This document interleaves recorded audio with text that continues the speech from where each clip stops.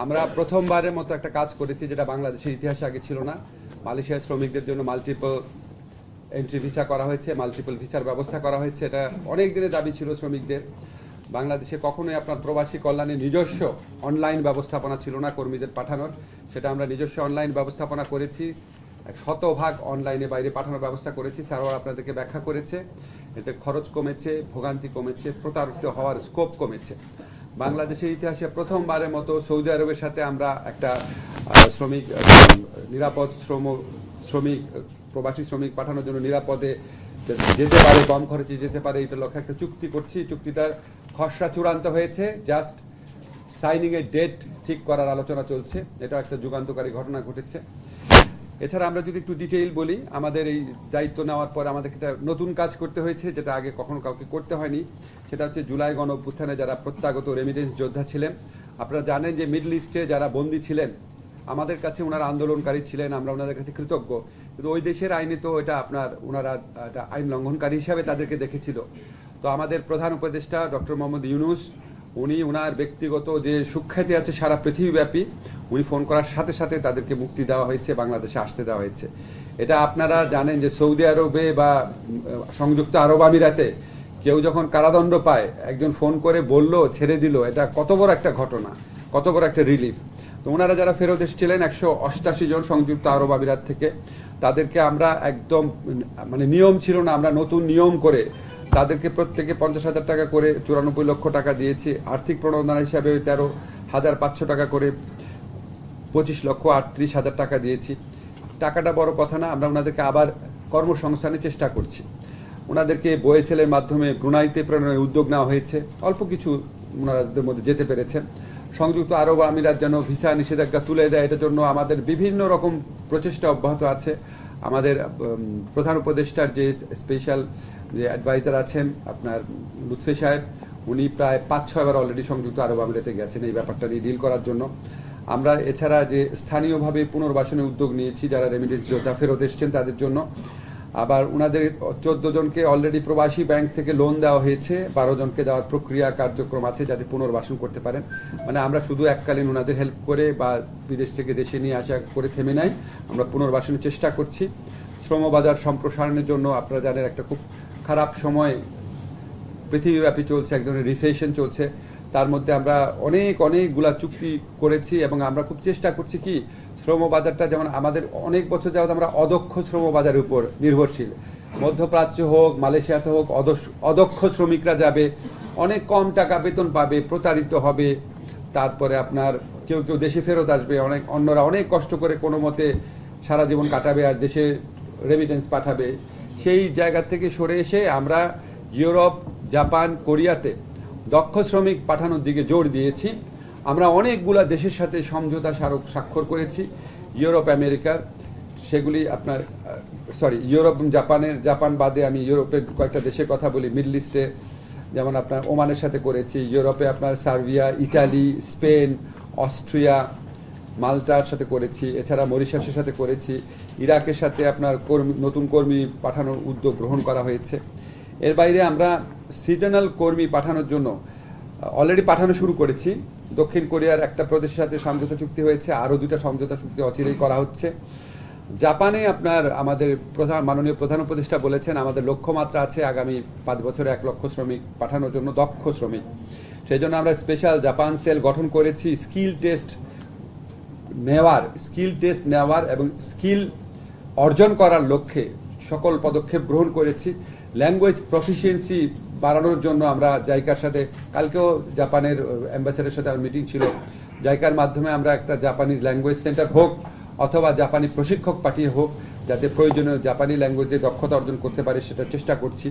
জাপানে যারা স্টুডেন্টরা যাওয়ার পর ওইখানে যদি ওনারা ইন্টিগ্রেট হতে পারেন তারা অনেক বড় বেতনের চাকরি পান। কিন্তু জাপানি স্টুডেন্টরা যেতে পারে না, কারণ ওনাদের এখানকার ফিনান্সিয়াল গ্যারান্টার থাকে না। আমরা আমাদের যে ব্যাংক আছে প্রবাসী কল্যাণ ব্যাংকের সাথে কথা বলছি যাতে ওনারা ফিনান্সিয়াল গ্যারান্টার হিসেবে কাজ করে, যাতে আমাদের জাপানে স্টুডেন্ট ভিসাতে গিয়ে কর্মসংস্থানের একটা সুযোগ অনেক বেশি সম্প্রসারিত হয়। আমরা গত 1 বছরে 10,15,000 কর্মী পাঠিয়েছি।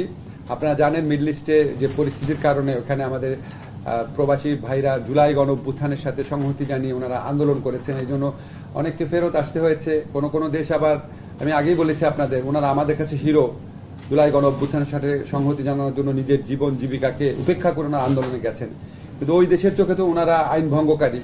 তো এটার একটা ইম্প্যাক্ট পড়েছিল আপনার শ্রম বাজারে। এখন পর্যন্ত আমরা সংযুক্ত আরব আমিরাতে লোক পাঠাতে পারি না। এরকম চ্যালেঞ্জের মুখেও গত বছর আমরা অন্যান্য বছরের মতোই লোক পাঠাতে পেরেছি, বেশি পাঠাতে পারি নাই। বয়েসেলের মাধ্যমে একটু বেশি পাঠিয়েছি, সরকারিভাবে 4% মতো বেশি পাঠিয়েছি, কিন্তু টোটাল সংখ্যা তেমন একটা বাড়ে নাই, বরং বলতে পারেন আগের চেয়ে সামান্য কমেছে। কিন্তু এরপরও আমাদের প্রবাসী ভাইরা আমাদের প্রতি যে ভালোবাসা, আমাদের প্রতি যে সহযোগিতাটা অব্যাহত রেখেছেন আগের চেয়ে অনেক বেশি। এটা প্রমাণ হচ্ছে আমরা আগের অর্থ বছরের তুলনায় রেমিটেন্স আপনার 24% বৃদ্ধি পেয়েছে। এটা একটা বিগ নাম্বার, এক বছরে 24% বৃদ্ধি পেয়েছে। মালয়েশিয়ার ক্ষেত্রে আমাদের তাৎপর্যপূর্ণ অগ্রগতি হয়েছে। আমি মাল্টিপল ভিসার কথা বলেছি। আমরা লাস্ট যে সফরে গিয়েছিলাম মাননীয় প্রধান উপদেষ্টার নেতৃত্বে, সেখানে ওনারা আমাদেরকে প্রতিশ্রুতি দিয়েছেন যে আপনার গ্র্যাজুয়েট প্লাস একটা ভিসার ব্যবস্থা করবেন। গ্র্যাজুয়েট প্লাস কনসেপ্টটা হচ্ছে ওখানে যারা গ্র্যাজুয়েশন করতে যাবে বাংলাদেশের ছাত্রছাত্রীরা, গ্র্যাজুয়েশন করার পর ওনারা 1-2 বছর ওখানে চাকরি করার সুযোগ পাবেন। এইভাবে যারা চাকরি করার সুযোগ পায় তারা ভালো পারফরমেন্স দেখালে ওখানে দীর্ঘমেয়াদে চাকরির সুযোগ পায়, এবং এই সুবিধাটা অল্প কয়েকটা দেশকে মালয়েশিয়ান সরকার দেয়। তো আমাদেরকে ওনারা নিশ্চয়তা দিয়েছেন এটা করে দিবেন, এখনো সিদ্ধান্ত দেন নাই, কিন্তু এর আগে যে নিশ্চয়তাগুলো দিয়েছেন এগুলি যেহেতু ওনারা পালন করেছেন, কাজে আমরা আশা করতে পারি এটাও দ্রুত হয়ে যাবে। মালয়েশিয়ার যে আপনার প্রধানমন্ত্রী আছেন উনি আমাদের প্রধান উপদেষ্টাকে অত্যন্ত সম্মান করেন, উনি বন্ধু ওনারা। উনি, আমার মনে আছে আমরা যখন ফিরে আসব, মানে ফিরে আসার সময় লাউঞ্জে যখন স্যার একটু ওয়েট করছিলাম জাস্ট 5-10 মিনিট, এর মধ্যে উনি মালয়েশিয়ার প্রধানমন্ত্রী আবার ফোন করলেন। ফোন করার পর স্যারের সাথে কথা হলো, তারপর স্যার ফোনটা রাখার পর খুব খুশি মনে বললো যে কালকে আনোয়ার ইব্রাহিম সাহেব ফোন করেছিল, তো কালকে ওনারা ইয়েতে বসবে, ক্যাবিনেট মিটিংয়ে বসবে, আমাদের কি জন্য কি কি দেওয়া যায় এই ব্যাপারে সিদ্ধান্ত নেওয়ার জন্য। তো এইসব জেস্টার থেকে আমরা বুঝতে পারি ইনশাল্লাহ গ্র্যাজুয়েট প্লাসও আমরা পেয়ে যাব। তারপর আপনারা জানেন মালয়েশিয়াতে আমাদের যারা শ্রমিক ছিল, যারা যেতে পারে নাই, তাদের মধ্যে থেকে প্রায় 8,000 জন শ্রমিকের প্রথম স্তরে ওনারা নিচ্ছে। আপনারা প্রশ্ন করতে পারেন যে বাকিরা না কেন, কারণ ওনারা, আমরা যখন কাগজপত্র চেক করে দেখলাম যে কাট অফ ডেট যে ছিল 31 মের মধ্যে ভিসা এবং বিমানের টিকিট ছিল 7,900 জন মানুষেরই, বাকিদের ছিল না। তো ওনারা তারা এন্টাইটেল না, কারণ ওনার তো ভিসা ছিল না। উনি তো বলতে পারে না যে তোমরা কাট অফ ডেট দিছো দেখে আমরা যেতে পারি নাই। ওনার তাদের নিজেদেরই ভিসা ছিল না, প্লেনের টিকিট ছিল না, ফলে তাদের যাওয়ার ব্যাপারে আমরা অতটা অগ্রগতি করতে পারিনি। 7,900 জনের ব্যাপারে অগ্রগতি হয়েছে, ওনারা বয়েসেলের মাধ্যমে নিতে রাজি হয়েছেন, আমাদের কার্যক্রম শুরু হয়েছে। মালয়েশিয়া আজকে আপনার খবর পেয়েছেন যে শ্রমবাজার উন্মুক্তকরণের পদক্ষেপ নেওয়া হয়েছে। আপনারা সবাই, আপনাদের মনে প্রশ্ন থাকে যে মালয়েশিয়ার সিন্ডিকেটের ব্যাপারে কি হলো না হলো, আপনাদেরকে আমি ক্যাটাগরিক্যালি বলতে চাই, আমরা মালয়েশিয়ার সাথে যত আলোচনা হয়েছে, এর আগে জয়েন্ট ওয়ার্কিং গ্রুপের আলোচনা হয়েছে, আমাদের সারোয়ারও ছিল, সম্ভবত সালে ভাইও ছিল, আমরা ক্যাটাগরিক্যালি বলেছি আমাদের সব রিক্রুটিং এজেন্টদেরকে সুযোগ দাও। এবারও গিয়েছি, বলেছি সব রিক্রুটিং এজেন্টকে সুযোগ দাও। মনোপলি হলে শ্রমিকরা প্রতারিত হয়, যাওয়ার খরচ বেড়ে যায়, মনোপলি হলে অনেক ধরনের দুর্নীতি হয়। বলেছি যে শ্রমবাজার মানে সব রিক্রুটিং এজেন্টকে সুযোগ দেওয়া হয়। তারপর তো গতবার আলোচনার সময় তারা বলেছে তোমাদের তো রিক্রুটিং এজেন্ট কয়েক হাজার, আর অন্যান্য দেশে তো কয়েকশো। ফিলিপাইন বলেন, পাকিস্তান বলেন, ইন্ডিয়া বলেন, নেপাল বলেন, সবার হচ্ছে কয়েক শত, 150 থেকে 400-র মধ্যে, আর আমাদের রিক্রুটিং হচ্ছে 4,000। তো এই প্রসঙ্গ যখন তুলেছে তখন আমি বলছি তাহলে ওদেরকে যতগুলা দাও আমাদের অন্তত ততগুলা দাও। তুমি যদি পাকিস্তানকে দাও 400, তাহলে আমার অন্তত 400 দাও, এটাও বলেছি যখন এই যুক্তি দিয়েছে। তারপরে বলেছি যে যদি শ্রমিক এই বছর কম না, আমরা যেমন শুনতেছি 30,000 শ্রমিক নেবে, তাহলে বয়েসেলকে দিয়ে দাও, আমাদের সরকারি প্রতিষ্ঠানকে দিয়ে দাও, তাহলে তো শ্রমিকরা প্রতারিত হবে না। আমরা আমাদের মতো সর্বোচ্চ প্রচেষ্টা চালিয়ে যাচ্ছি। বাট আপনাদের মনে রাখতে হবে মালয়েশিয়া একটা সভরেন কান্ট্রি, আমরা তো তাদেরকে ফোর্স করতে পারি না, ঠিক না? আমাদের সাথে মালয়েশিয়া আগের গভর্নমেন্টের আমলে চুক্তি হয়ে আছে যে আমরা রিক্রুটিং এজেন্টদের লিস্ট পাঠাবো, লিস্ট দেখে তারা ডিসাইড করবে, এটা চুক্তিতে আছে। তো চুক্তি কি আমি কি জোর করে চেঞ্জ করতে পারি? আমি কনভিন্স করার চেষ্টা করছি, অনেকভাবে বোঝানোর চেষ্টা করছি, and hoping for the best, but I don't know what will come at the end of the day. ঠিক আছে, আমরা চেষ্টা করছি। আর আপনার বিদেশে শ্রমিকদের সুরক্ষার জন্য অনেক পদক্ষেপ নিয়েছি। কাতার, ওমান, সৌদি আরব, সংযুক্ত আরব আমিরাত, কুয়েতে ল ফার্ম নিয়োগ করা হয়েছে। এর মধ্যে কোনোটাতে আগে ছিল, কোনোটাতে আগে ছিল না। অন্যান্য দেশে ল ফার্ম নিয়োগের ব্যবস্থা করছি। সৌদি আরব, জর্ডন, ওমানে অনিয়মিত নারী শ্রমিকদের নিয়মিত করার ব্যবস্থা নেওয়া হয়েছে। আপনাদের কাছে মনে হতে পারে ওনারা নিজেরাই সমস্ত সিদ্ধান্ত নেয়। সারওয়ার আমার সাথে ছিল মিটিংয়ে, আমরা মিটিং করে অনেক রিকোয়েস্ট করেছি, এবং সেকেন্ড টাইম মিটিং যখন গিয়েছিলাম আমার মনে আছে সৌদি মিনিস্টার আমাকে বলছিল যে এরকম তোমার জন্য একটা গুড নিউজ আছে, গতবার তোমরা বলে গিয়েছিলাম আমরা এবার নারী শ্রমিকদেরকে যারা ইররেগুলার তাদেরকে রেগুলার করার ব্যবস্থা করছি। ও আচ্ছা, আরেকটা কথা, ওই যে আমাদের সৌদি আরবের সাথে 2বার মিটিং হয়েছে, হওয়ার পর কত, আমরা বারবার সৌদি আরবের যে ছিল, সৌদি আরবে যারা জেলে আটক ছিল ওইখানে আমি দেখছি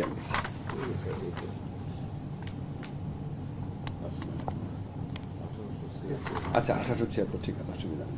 সৌদি আরবে যারা জেলে আটক ছিল বিভিন্ন কারণে, মানে জুলাই গণঅভ্যুত্থান সেটা না, বিভিন্ন কারণে আমি সৌদি আরবের যে স্বরাষ্ট্রমন্ত্রী ছিল অনেক রিকোয়েস্ট করেছিলাম তাকে যে তুমি আমাদেরকে ছেড়ে দাও, তো উনি আমাকে বলেছিল বিবেচনা করবে।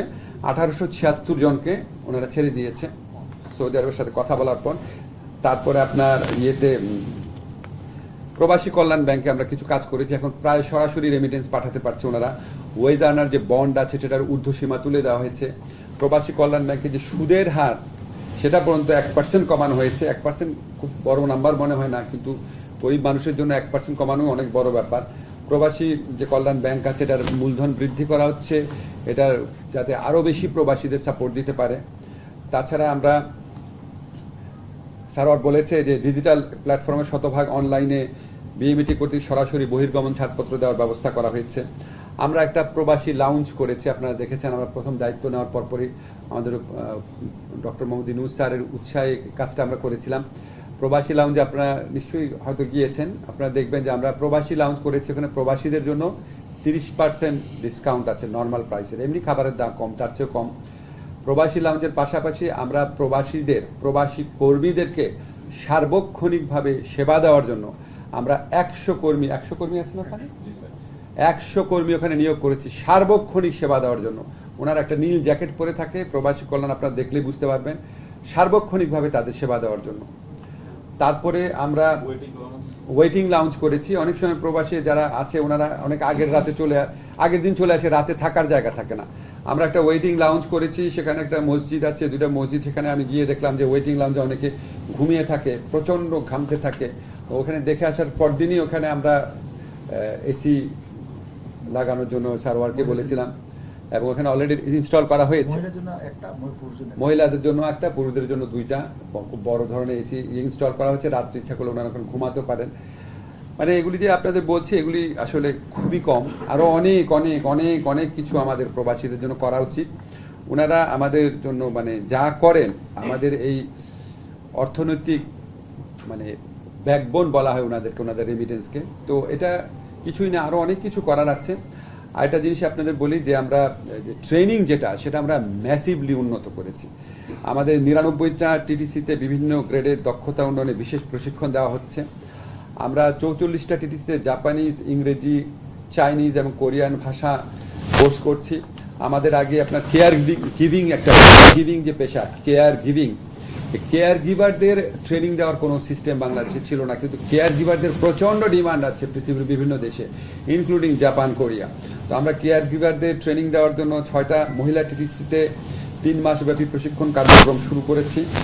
তারপর জাপানের কথা আপনাদেরকে বলেছি। এছাড়া আমরা একটা কাজ করছি, আমরা বিদেশি যাদের সাথে কথা হচ্ছে বলছি যে তোমরা আমাদের যে টেকনিক্যাল ট্রেনিং সেন্টার আছে, টেকনিক্যাল ট্রেনিং সেন্টার তোমরা নিয়ে নাও, তোমরা নিয়ে তোমাদের ম্যানেজমেন্টে, তোমাদের ইকুইপমেন্ট, তোমাদের প্রশিক্ষক এনে তোমাদের মন মতো শ্রমিক তৈরি করে নিয়ে যাও। অলরেডি মনোহার দিতে আমরা জাপানের যারা শ্রম বাজারের লোক পাঠানোর জন্য একটা জাপানি কোম্পানিকে ওটা দিয়ে দিয়েছি যে তোমরা নিজেদের মতো লোক তৈরি করে নাও। কার্যক্রম শুরু হয়েছে। আমাদের মূল লক্ষ্য হচ্ছে কি, আমরা শুধু মিডল ইস্ট আর মালয়েশিয়াতে সীমাবদ্ধ থাকবো না। আমরা আমাদের চোখটা একটু অন্যদিকে ফিরিয়েছি। আমরা ইউরোপ, মূলত ইস্ট ইউরোপ, ইটালি অবশ্যই আছে, আর হচ্ছে জাপান, কোরিয়ার দিকে চোখ ফিরিয়েছি। সব কাজ করতে পারবো না, অল্প সময়ের জন্য আসে, এইসব কাজ করা যায় না। ফাউন্ডেশনটা তৈরি করে দিয়ে যাচ্ছি। আমি বিশ্বাস করি আগামী 2-3 বছরের মধ্যে যদি এই আমাদের নীতিমালাগুলো বা আমরা যে পদক্ষেপগুলো নিয়েছি এটা যদি কন্টিনিউশন থাকে, আগামী 2-3 বছরের মধ্যে আমাদের বিদেশের শ্রম বাজারের ক্ষেত্রে খুব উল্লেখযোগ্য এবং আশাব্যঞ্জক পরিবর্তন আসবে।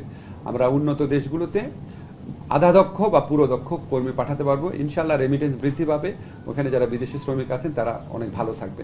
এছাড়া আমরা অনেক আইনগত পরিবর্তন করেছি, আইনগত সংস্কার করেছি। আমরা রিইন্টিগ্রেশন পলিসি করেছি, এটা আগে ছিল না। রিইন্টিগ্রেশন পলিসি করেছি 2025 সনের।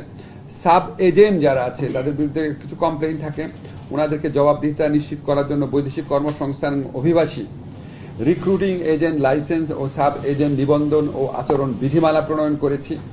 এছাড়া নিয়োগ অনুমতি প্রক্রিয়া দ্রুত সহজ করার জন্য বৈদেশিক কর্মসংস্থান অভিবাসী বিধিমালা সংশোধন করা হয়েছে। রিক্রুটিং এজেন্টদের যারা অপরাধ করবেন তাদের অপরাধের তাৎক্ষণিক শাস্তি প্রদানের জন্য মোবাইল কোর্টের সহযোগিতা, মোবাইল কোর্টের আওতা বৃদ্ধি করা হয়েছে। প্রবাসীদের আমরা অনেক ধরনের সুবিধা দিচ্ছি, লাগেজ র্যাপিং সুবিধা সহ, সেটা আপনাদেরকে বলেছি। বন্ডের ঊর্ধ্বসীমা প্রত্যাহার করা হয়েছে বলেছি। আর আমাদের একটা ওয়েজ আর্নার একটা সেন্টার আছে, সেটা যাওয়ার পথটা অনেকদিন ধরে খুব খারাপ অবস্থা আছে। কি অবস্থা রাস্তাটা এখন? মানে কমপ্লিশনের দিকে, ওটা কমপ্লিট হয়ে গেলে ওইটাও আমরা প্রবাসীদের জন্য ব্যবহার করতে পারবো। আর আমাদের কিছু নিয়মিত কার্যক্রম আছে, এটা হচ্ছে বাইরে যারা প্রবাসীরা অসুস্থ হয়ে যান ওনাদেরকে নিয়ে আসা, যারা বিপদে পড়ে যুদ্ধের কারণে আটকে পড়ে যান তাদেরকে নিয়ে আসা, প্রবাসী রেমিটেন্স জন্য তাদের মেধাবী সন্তানদের শিক্ষাবৃত্তি প্রদান করা, তারপরে হচ্ছে চিকিৎসা অনুদান প্রদান করা, অসুস্থ মৃত কর্মীদের পরিবহন করা, বিনামূল্যে অ্যাম্বুলেন্স সুবিধা দেওয়া, এরকম নিয়মিত যে কল্যাণ কার্যক্রম সেগুলি অব্যাহত আছে। সবশেষে আপনাদের একটা কথা বলতে চাই, যখন প্রবাসী কল্যাণ মন্ত্রণালয়ের এই কাজের লিস্ট দেখি যখন মনে হয় যে এমনি একসাথে লিস্ট করলে দেখবেন 7 পাতার লিস্ট আছে কি কি কাজ আমরা করেছি, কিন্তু আমি সত্যি ফিল করি প্রবাসীদের জন্য আমাদের অনেক অনেক অনেক কিছু করার আছে, অনেক কিছু করার আছে। আমাদের সবচেয়ে দরিদ্র অসহায় মানুষরা, মানে অনেকে সর্বস্ব বিক্রি করে প্রবাসী গিয়ে যেভাবে প্রতারিত হন, যে কষ্টে থাকেন, যে দুর্ভোগে থাকেন, ওনাদের আমাদের উপর অনেক ক্ষোভ থাকে যে আমরা কি করছি, কিছু করছি না কেন। আসলে আমার কাছে মনে হয় একটা সরকারের যদি ন্যূনতম দায়িত্ববোধ থাকে, দেশপ্রেম থাকে, তাহলে প্রবাসীদের জন্য আরো বেশি কাজ করা উচিত। এবং এই কাজ আসলে এটা 1 বছরে করার কাজ না। আমাদের 1 বছরে যে কাজ করেছি এটা কমপ্লিশন করার জন্য পলিটিক্যাল পার্টিগুলার যেই ইলেকশনের সময় যে ম্যান্ডেট থাকে 5 বছর, আসলে 5 বছরের কাজ, কিন্তু 5টা বছরে প্রবাসীদের জন্য পুরা কার্যক্রমটাকে অনেক বেশি উন্নত করে মানে সত্যিকারের সংস্কার আনা সম্ভব। আমরা শুধু এইটুকু বলতে পারি, আমরা ইনশাল্লাহ ফাউন্ডেশনটা করে দিয়ে গেছি। ইনশাল্লাহ আশা করব পরবর্তীকালে যারাই ক্ষমতা আসবে এটা অব্যাহত রাখবে এবং আমাদের প্রবাসীরা যেন প্রবাসে অত্যন্ত সুখী, আনন্দিত এবং সম্মানিত জীবনযাপন করতে পারে, এরকম একটা বাংলাদেশ যেন আমরা গড়তে পারি। সবাইকে ধন্যবাদ। মাননীয় উপদেষ্টা, আমার নাম মাশরুক রাহাত, আমি মাছরাঙ্গা টেলিভিশনে কাজ করি। আপনি 1 মাস আগে বলেছিলেন যে যারা দুষ্ট চক্র তারা আবার সক্রিয় হচ্ছে, দুষ্টামি করতেছে, উড়োজাহাজের ভাড়া আবারও বাড়তে যাচ্ছে, আপনি শুনেছেন। তখন খোঁজ নিয়ে দেখলাম যে উড়োজাহাজ আপনি বসবেন দেখবেন হুঁশিয়ারি দিয়েছিলেন। তখন খোঁজ নিয়ে দেখলাম যে উড়োজাহাজের ভাড়া 5 থেকে 10,000 টাকা বেড়েছে, কিন্তু এখন এসে দেখতে পাচ্ছি 30 থেকে 40,000 টাকা বেড়েছে। আমি তো শেষ করি প্রশ্নটা, আপনারা আসলে কোনো ব্যবস্থা নিয়েছেন কিনা, এটা আমার একটা প্রশ্ন। আর দ্বিতীয় প্রশ্নটা হচ্ছে, আমাদের পররাষ্ট্র উপদেষ্টা, আমাদের প্রধান উপদেষ্টা আন্তর্জাতিক বিষয়ক বারবার বলছেন যে ফেক ডকুমেন্টের কারণে আমাদের ভিসা পাওয়া কঠিন হচ্ছে। আমরা দেখতে পাচ্ছি, আপনি বলতে পারেন কি এগুলো কি আগে ছিল না? হ্যাঁ, আগেও ছিল। আমরা দেখতে পাচ্ছি গত 11 মাসে স্বাস্থ্য পরীক্ষা হচ্ছে ঢাকায়, রিপোর্ট দিচ্ছে ঢাকার বাইরে থেকে, স্বাস্থ্য পরীক্ষা ছাড়া সার্টিফিকেট দিচ্ছে। এগুলো আপনারা কি ব্যবস্থা নিচ্ছেন না নাকি ধরছেন না? সমস্যাটা কোথায়? এক মিনিট, আমি আপনাকে প্রথম যেটা বললাম যে বিমানের টিকিটের, আপনারা হয় কি একটা মিথ দাঁড়িয়ে গেছে, সব বোধহয় আমার দেখার কথা। শোনেন, বিমানের টিকিট যখন প্রথমবার বেড়েছিল আমার এত খারাপ লেগেছিল শুনে, আমি এসে দৌড়ঝাঁপ করে তখন বিমানের টিকিটের দাম কমানোর ব্যবস্থা করেছিলাম। কমেছিল। কমার পর যখন এটা মনিটর করার দায়িত্ব হচ্ছে বেসামরিক বিমান চলাচল মন্ত্রণালয়, উনাদের দায়িত্ব। যেই মুহূর্তে বিমানের টিকিটের দাম শুনেছি, আমি বশির ভাই অত্যন্ত দক্ষ, অত্যন্ত কর্মোদ্যমী মন্ত্রী, ওনার কাছে আমি পাঠিয়েছি। আমি জেনেছি 3-4 দিন আগে পাঠিয়েছি। আমি বিশ্বাস করি উনি এইটার ব্যাপারে পদক্ষেপ নেবেন। আর আপনি যেটা বললেন যে ফেক ডকুমেন্ট করা, আচ্ছা আপনি আমারে বলেন তো, ফেক ডকুমেন্টের সাথে তো অনেক মানুষ জড়িত থাকে, অনেক মন্ত্রণালয় জড়িত থাকে, অনেক কিছু জড়িত থাকে। আমরা আমাদের এন্ড থেকে, বিএমইটির থেকে যখন আমরা যতদূর দেখার চেষ্টা করি, আমরা এটাকে অ্যাড্রেস করার চেষ্টা করি। সমস্ত কিছু আমাদের রাডারের মধ্যে দিয়ে যায় না এবং আমাদের একটা এককভাবে বিচ্ছিন্নভাবে এই কর্মতৎপরতা করে কোনো লাভ হবে না, আমরা পারবো না। আমরা যে জন্য রিক্রুটিং এজেন্টদেরকে আচরণ বিধি, তাদেরকে আপনার স্বচ্ছতা বা জবাবদিহিতার মধ্যে আনার জন্য বিভিন্ন আইন করছি। ওভারনাইট ভাই কিছু করতে পারবো না। এখন একটা দেশে যদি কয়েক লক্ষ মানুষ মিলে ডিসিশন নেয় যে আমরা এখন ফেক ডকুমেন্ট প্রডিউস করতে থাকবো, কয়েক শত মানুষ ওটাকে রাতারাতি চেঞ্জ করতে পারে না। আমাদের চেষ্টা আছে, আপনি বলতে পারেন চেষ্টা অনুযায়ী আমাদের সাফল্য নাই হতে পারে। ফেক ডকুমেন্টেশন বন্ধ করার ক্ষেত্রে বাংলাদেশে যে সংস্কৃতি, গভীর সংস্কৃতি এবং দীর্ঘদিনের সংস্কৃতি, এটার সাথে লড়াইয়ে আমাদের আরো অনেক চ্যালেঞ্জ এখনো বাকি আছে। আপনাদের আমার প্লিজ আমি একটা রিকোয়েস্ট করি, আপনারা আমার মন্ত্রণালয়ের ব্যাপারে প্রশ্ন করবেন। হ্যাঁ, আমি মানে অতিষ্ঠ হয়ে যাচ্ছে এগুলি, বুঝছেন না? একটু বলি শোনেন, আপনি বলছেন, আপনার বলেন না। যেমন ধরেন একজন মানুষ হাইকোর্টে জামিন পেল, হাইকোর্ট কি আইন মন্ত্রণালয়ের অধীনে? হাইকোর্ট হচ্ছে প্রধান বিচারপতির অধীনে। হাইকোর্টে যদি কেউ জামিন পায়, আইন মন্ত্রণালয় কি করার আছে? পুলিশ কাউরে ধরছে না, তো পুলিশ যদি কাউরে না ধরে তো স্বরাষ্ট্র মন্ত্রণালয় আন্ডারে সব। এই জন্য আপনাদেরকে মানে এটা এত বেশি হয়, এই জন্য আপনাদেরকে রিকোয়েস্ট করছি যে আমার মন্ত্রণালয়ের ব্যাপারে প্রশ্ন থাকলে করেন, অন্য মন্ত্রণালয়ের ব্যাপারে প্লিজ করেন। আর আপনারটা শেষ, অন্য না না না না নো নো, আপনার সাথে ইন্টারভিউ না, আপনার একটা ইন্টারভিউ না, ঠিক আছে? একটা গ্রেট অ্যাচিভমেন্ট হচ্ছে যে আমরা 30 বিলিয়ন রেমিটেন্স পেয়েছি এই বছরে, যেটা হচ্ছে রেকর্ড বাংলাদেশের ইতিহাসে। তো এটা একটা বড় জায়গা, আমি এই জন্য ধন্যবাদ জানাতে চাই। আমার প্রশ্ন হচ্ছে যে দুটো প্রশ্ন। সৌদি আরবের সাথে আপনি বললেন যে একটা চুক্তি হবে, এটাতে একটু স্পেসিফিক বলবেন যে এটা কি MoU or agreement? Agreement. Agreement, এবং সেটা কত তারিখে? আর দুই নম্বর প্রশ্ন হচ্ছে স্যার, আজকে একটা নিউজ প্রকাশিত হয়েছে একটা নিউজ পেপারে যে মালয়েশিয়াতে যে FWCMS যে সফটওয়্যারের মাধ্যমে বাংলাদেশ থেকে কর্মী পাঠানো হয়, সে যেটা যে ওনার বাংলাদেশে অরিজিন মিস্টার আমিনুল, উনি আবার একটা এআই ভিত্তিক একটা সলিউশন নিয়ে আসতেছেন। উনি দাবি করেছেন ওই পত্রিকার কাছে যে উনি এটা হলো বাংলাদেশ থেকে 0% যাবে এবং সীমিত সংখ্যক যাবে। তো তারা কিভাবে এখানে মেসেজ ডিসিশন নিয়ে নিচ্ছে? আপনারা গভর্নমেন্ট, আপনি কি কিছু জানেন না স্যার? Thank you. আচ্ছা, প্রথমটা কি বলেছেন প্রশ্ন? সৌদি আরবের এটা কত তারিখে হবে? সৌদি আরবে এটা চুক্তি হয় কি, খসড়া আদান প্রদান হয়। তো খসড়া আদান প্রদানের মাধ্যমে ফাইনাল যে ড্রাফটটা, যেটা উনারাও এগ্রি করেছেন আমরাও এগ্রি করেছি, সেটা হয়ে গেছে। এখন খালি স্বাক্ষর বাকি। যেমন আমার কাছে জানতে চাওয়া হয়েছে সেপ্টেম্বর মাসে আমি ফ্রি আছি নাকি স্বাক্ষর করার জন্য সৌদি আরবে যেতে। এটা চুক্তি, এটা এমওইউ না। এটা আপনি খুব ইন্টেলিজেন্ট প্রশ্ন করেছেন, চুক্তি এমওইউর চেয়ে অনেক ইম্পর্টেন্ট একটা ব্যাপার। আর আপনি মালয়েশিয়া যার কথা বললেন, উনি তো মালয়েশিয়ার নাগরিক, এবং উনি মালয়েশিয়া যারা মানে সরকার যারা আছেন তাদের সাথে অনেক বছর যাবত কাজ করেন, ঠিক আছে? তো উনি যদি মালয়েশিয়ার সরকারের সাথে অনেক বছর কাজ করেন এবং সরকারের পক্ষ থেকে যদি FWCMS এর যে ব্যবস্থাপনা, এটা তো উনার আন্ডারে দিয়ে দেওয়া হয়, তো উনার পক্ষেই তো আমাদের চেয়ে আগে খবর জানার কথা, ঠিক না? উনি তো সরকারের পার্ট হিসাবে কাজ করছেন। আমি শুধু আপনাদের একটা যে বলতে পারি, আমরা যে খবর নেই সেটা হচ্ছে আমরা ক্রেডিবল সোর্সের দিকে খেয়াল রাখি। আমাদের ক্রেডিবল সোর্সের দিকে খেয়াল রাখতে হয়। আমাদের ওখানে একটা এমবেসি আছে, তারা ভেরি অ্যাক্টিভ আছে। আমরা খুবই অ্যালার্ট আছি যাতে কোনো রকম আপনার সিন্ডিকেট বা কোনো দুর্নীতি চক্রের মধ্যে আমাদের শ্রমিক ভাই বোনা যেন না করে। আমরা চেষ্টা করব আপনাদের সহযোগিতা চাবো। উনি দাবি করছিলেন সিন্ডিকেট হবে, সিন্ডিকেট নাম্বারও প্রেজেন্সে পাবে, উনি আজকে ওই নিউজ পেপারে আসছেন এবং এটা তো আমরা এক্সপেক্ট করি, উনি সেটা বলেছেন, সেই অপেক্ষায় আছেন ওনারা। যাই হোক, আমরা তো ওনার সাথে আলোচনা করা বা উনি তো আমার আলোচনার বিষয় না। আমি মালয়েশিয়ার সাথে যখন কথা হয়েছে, আপনাদেরকে দায়িত্ব নিয়ে বলছি, প্রথম বলেছি আমাদের সবাইকে দেওয়ার জন্য। তারপর যখন ওনারা বলেছে এটা এইবার আলোচনা না, এর আগের বার আলোচনা যখন বলেছিল তোমাদের তো কয়েক হাজার, তাদের তো কয়েক শত, তা বলছি তাহলে সবার ক্ষেত্রে একরকম করো, সবাই 500 দাও বা সবাইকে 300 দাও, সব দেশকে, তাহলে তো ইউনিফর্ম প্র্যাকটিস হবে। তারপরে বলেছি যদি 30,000-এর মতো শ্রমিকই নাও, অল্প শ্রমিক, তাহলে আমাদের বোয়েসেলকেই দাও। আমার যা বলার সেটা আপনাকে বললাম। এখন আমি তো সরকারের সাথে আলোচনা করেছি, আমি তো কোনো ব্যক্তির সাথে আলোচনা করি না। ব্যক্তির ব্যাপারে আমার এখানে কথা বলা ঠিক হবে না। ঠিক আছে, ভালো থাকেন সবাই। Thank you. আচ্ছা, লাস্ট কোয়েশ্চেন, লাস্ট আমার মিটিং আছে। আমার নাম রাশেদ, আমি নিউ এজে কাজ করি। হ্যাঁ রাশেদ, আপনি যখন বলছেন যে আমাদের মিডল ইস্টের অল্প বেতনের যে শ্রমিক মাইগ্রেশন, সেখান থেকে আমরা কোরিয়া, জাপান এবং ইউরোপের দিকে নজর দিচ্ছি, আমরা একই সাথে দেখতে পাচ্ছি যে ইউরোপের বেশ কিছু দেশে আমাদের শ্রমিকদের এন্ট্রান্স বন্ধ হয়ে গেছে, বিশেষ করে ক্রোয়েশিয়া এবং রোমানিয়াতে। রোমানিয়া তো ব্যাপক হারে ড্রাস্টিক্যালি ফল করেছে এবং সেখানে কিছু বিষয় আছে। তো আসলে রোমানিয়া আমাদের জন্য একটা পটেনশিয়াল মার্কেট ছিল। জি, কেন হয়েছে আপনি জানেন? কেন হয়েছে আপনি জানেন? হ্যাঁ জানি। বলেন না কারণটা একটু। সেখান থেকে শ্রমিকরা থেকে অন্য জায়গায় চলে যাচ্ছে। জি, এখন আপনি আমারে বলেন, আপনারা কি আমাকে এমন কোনো মেকানিজমের সন্ধান দিতে পারবেন যে পূর্ব ইউরোপে যারা যাবে তাদেরকে আমি পশ্চিম ইউরোপে যাওয়া ঠেকাতে পারবো? বলেন আমার কি করব। এখন আপনি যে বলেন যে এটা তো সবার দায়িত্ব ভাই। এখন ধরেন আমাদের এখানে যারা শ্রমিকরা বিদেশে যান তাদের মধ্যে 99% খুবই ভালো মানুষ, ঠিক মতো কাজ করেন, চাকরি করেন, দেশে রেমিটেন্স পাঠান।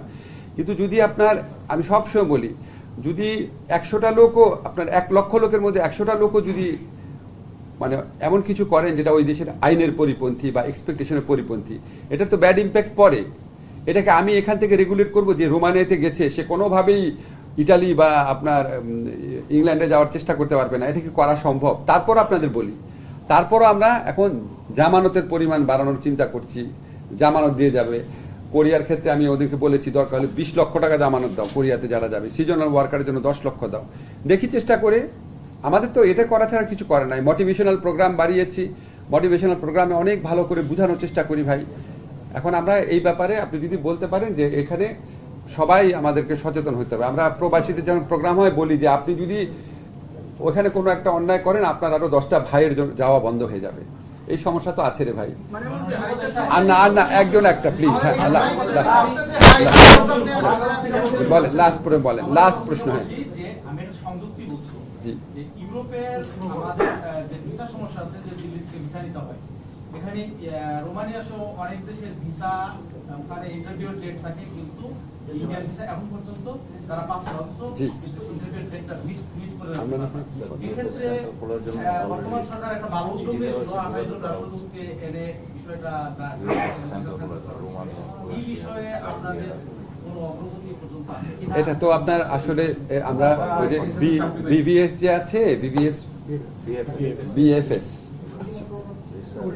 বিএফএস এর মাধ্যমে ওই যে আপনার বিএফএস এর মাধ্যমে আমরা এই প্রবলেমটা সলভ করার চেষ্টা করছি, যে ফিজিক্যালি ওখানে যেতে হবে না, এখান থেকে পাঠাবে চেষ্টা করছি। এটা তো আপনার পররাষ্ট্র মন্ত্রণালয় পার্সু করছে, খুব বেশি অগ্রগতি এখনো হয়নি। শেষ শেষ শেষ। এই আমি যাচ্ছি, পরিষ্কার। মাননীয় উপদেষ্টা একটা প্রশ্ন। না না ঠিক আছে, থ্যাংক ইউ।